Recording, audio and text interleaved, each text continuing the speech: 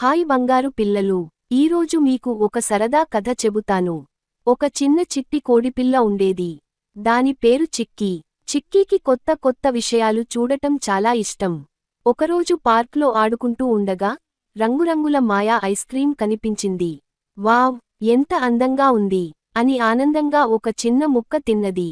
అంతే, చిక్కీ ఈకలు ఇంద్రధనుస్సు రంగుల్లో మెరవడం మొదలైంది.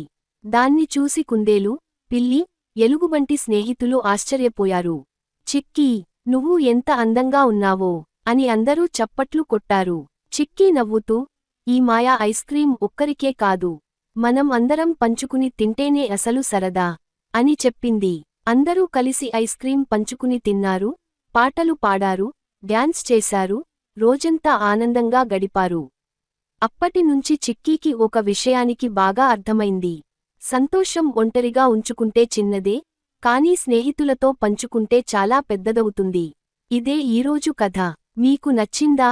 నచ్చితే మళ్ళీ ఇంకో సరదా కథతో కలుద్దాం. బై బై పిల్లలు.